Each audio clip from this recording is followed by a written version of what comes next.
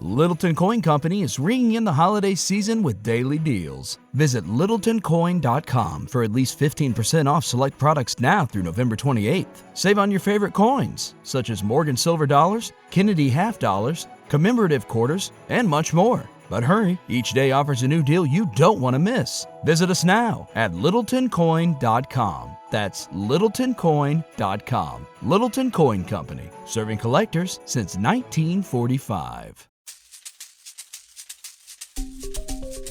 Hi, my name is Richard Dix, and this is How Did That Happen? A podcast where I look at everyday things or events and try to figure out how they came to be. Every week I will research one topic, and by the end of the episode, I hope to truly have the answer to the question, how did that happen? Hello, and welcome to another episode of How Did That Happen? This week we are discussing cotton candy, and I find out that it has gone by many other names over the years. Come along for the ride this week as I ask, cotton candy, how did that happen? All right, gonna do a little intro here before we get to the actual episode. For what it's worth, I will say that I did throw up again last week, but it had nothing to do with food poisoning, and I have no idea why it happened. I literally I sneezed 3 times, and then I threw up after that, and it was just water. But so, and I didn't. This is now Monday when I'm doing this because I'm getting to this episode a little late this week, but did not throw up yet this past Sunday. So, like yesterday, I'm actually happy to say that, and it's pretty sad in your life when those are the positives that you're counting. But yeah, I just figured I would let you guys know because everyone's tuning in to hear about how often I'm doing that. But yeah, just thank you guys for tuning back in, and we're gonna get to the cotton candy right now. 70% air, pure sugar, no cholesterol, no fat, no sodium, less sugar than a can of soda. What are we talking about? That's cotton candy. And like I said, it's gone by many other names throughout the years. One of them we'll start off with was called Pashmak. I definitely got that wrong. And this was one of the first iterations of cotton candy, or what will become cotton candy, and it was found in Iran, at least since the early 1400s. And basically, it looks a lot, if you Google it, and I'll definitely put a picture on the Twitter account. It looks a lot like what cotton candy is now, just because they were doing it by hand, with no machines. And from there, it went to Italy, where it became popular with the aristocracy, and they called it spun sugar. And spun sugar is a lot like, the Pashmak. The spun sugar is basically sugar that is melted and drizzled over sheets or objects to create various forms. And it was usually set out as a centerpiece type thing with fruit accompanying with it, so you could have the fruit and the sugar together. But that was this is very common among rich people, but it never really spread with the poor people. And this was due to the difficulty it took to make it, and that can also because sugar was considered a luxury during those times, so that the lower classes never really tried it, so it never took off as a common snack, which is why I think there was the lull between then and almost now. Like I say, cut to 350 years later in the late 1800s, when a dentist by the name of William Morrison and a confectioner whose name was John C. Wharton made the first cotton candy maker, but they did not call it cotton candy. They called it fairy floss, which I feel like means something totally different now. There was a guy named Thomas Patton who actually debuted his machine before Morrison and Wharton at the Ringling Brothers Barnum and Bailey Circus in 1900, depending on who you ask, and we'll get into that here right pretty soon. But he had actually patented the device after Morrison. So basically 1 year after, I think Morrison and Wharton patented their device in 1890. Oh, excuse me, no, a few years. In 1897, I think it was, or 1899. I'm not sure. And the patent guy, he patented his device in the year 1900.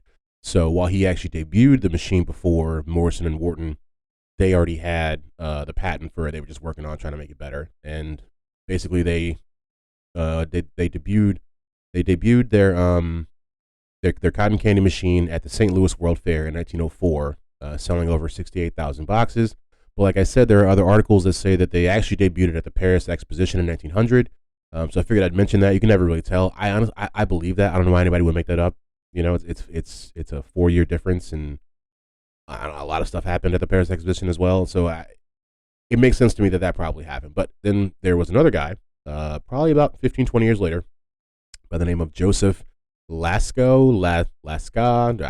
You know, he's from New Orleans, so the name's definitely got some French in there. But this guy, he was a dentist as well. He made another machine very similar to the first cotton candy machine. Basically, he kind of just like punched it up a little bit and made, you know, a few advancements so that it would work a little better. And he sold it mainly in his own dentist office first, and he started calling it cotton candy. He was the first person to actually, you know, kind of bring that name into the zeitgeist. And then basically from then forward, while they're at, you know, the next 10 to 20 years, cotton candy and fairy floss, as far as the names, they're battling, and then cotton candy kind of just wins out. And that basically, and what they said is like the machine is essentially almost the same machine that it was 150 years ago, 125 years ago when they first made it. And or it's just, you know, they've just continued to punch it up with as technological advancements continue. It's gotten easier to make, but the process is almost the same. Now I'll actually explain how cotton candy is made really quickly, just for the lay person out there, because if you're a scientist, you probably understand this a lot better than I'm about to explain it. But sugar is poured into a machine that heats it until it becomes a liquid syrup, and then the hot strands are put under a centrifugal force that catapults the liquid sugar through holes at the top of the machine. Right? So as soon as the sugar comes into contact with the cold air outside, it tries to go back to its original crystal form, but it cools too fast, leaving its particles in a state of flux, right? And that's pretty much what we love. We love that flux. And because something not quite liquid, and it becomes something not quite liquid, not quite solid, a cloud-like texture, which is a great way to describe it.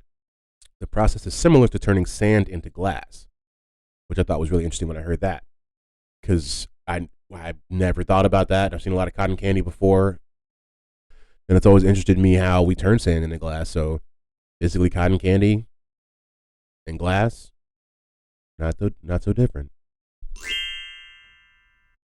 And that is how cotton candy happened. And now it's time for the roundup. And we're going to round it up. Iranians make the first version of cotton candy, dating back to at least the 1400s, calling it pashmak. European aristocracy, via Italy, creates spun sugar, which is basically handmade cotton candy. In 1897, Morrison and Wharton create the first cotton candy machine, calling it fairy floss. Joseph Lascaux updates their machine when the patent runs out, changing the name to cotton candy. Things I didn't know before, and now I know them. Never heard of these things. What are they? Okay, I've only got 2 today for the things I didn't know before, and people may think that these are pointless, but the first one is directly related to cotton candy. The second one is not. It's just something that like I said, when I'm doing these episodes, I do a lot of research, and you just come across some random facts while you're doing them that sometimes don't have anything to do with what you're looking at. But the first one is the flavors of the cotton candy. So I obviously assumed there were flavors. Then there's way more flavors now. Like, you know, the 2 that we talk about, like the pink and the blue that you see at all the fairs and sporting events and stuff like that. There are actual flavors. Cherry is pink. I did not know that. Raspberry is the blue one. Also did not know that. That just seems, I don't know, like, part of me honestly thought, I mean, I know I said that I assumed there were flavors that just when they made them, that they were just like, well, it's sugar, we'll just call them pink and blue. Like, why must we go any deeper than that? And who really tastes any of those flavors? Is anybody like, oh, blue, that's my raspberry. I know I love raspberries. Give me that blue one. No, I mean, not to me, I don't think. But I haven't had cotton candy in so long, but I don't know. So I did not know that. Okay, and the second one, like I said, has nothing to do with cotton candy, but I found out that the national fruit of Jamaica is one of the deadliest fruits in the world. Basically, You can eat it, and they eat a very small portion of it, but the other parts of it can kill people. They've killed people and can cause you to throw up and all this stuff. And I just thought that was really wild. It's called the ackee fruit, and evidently it originally came over to Jamaica on a slave ship, back when they were doing the slave trade. But yeah, so that's one more thing that I did not know. All right, that's been another episode of How Did That Happen? We talked about cotton candy. I was honestly not sure if I was going to do this episode, not like this, but like episode 22, but do this topic as an episode, just because, I don't know, I didn't know if people would find cotton candy that interesting. But after having done it, I don't know, while there's not as much information, I guess, as there were with other stuff, like with the nights or with even like bottled water, still a pretty cool episode. Thank you guys again for tuning in. I'll be posting, like I said, pictures of some of this stuff, like the Posh Mac and the spun sugar on the Twitter page. And every week we are inching closer and closer to actually having a website. So when that does happen, I'll let you guys know, and that'll probably be where all of the HDTH stuff is at, plus a whole bunch of other stuff that I do. But yeah, so that's coming soon, and I'll see you guys next week. Okay, round 2. Name something that's not boring. A laundry? Ooh, a book club. Computer solitaire, huh? Sorry, we were looking for Chumba Casino. That's right. ChumbaCasino.com has over 100 casino-style games. Join today and play for free for your chance to redeem some serious prizes. ChumbaCasino.com. No purchase necessary. Void where prohibited by law. 18 plus. Terms and conditions apply. See website for details. Okay, round 2. Name something that's not boring. A laundry? Ooh, a book club. Computer solitaire, huh? Sorry, we were looking for Chumba Casino. That's right. ChumbaCasino.com has over 100 casino-style games. Join today and play for free for your chance to redeem some serious prizes. ChumbaCasino.com. No purchase necessary. Void where prohibited by law. 18 plus. Terms and conditions apply. See website for details.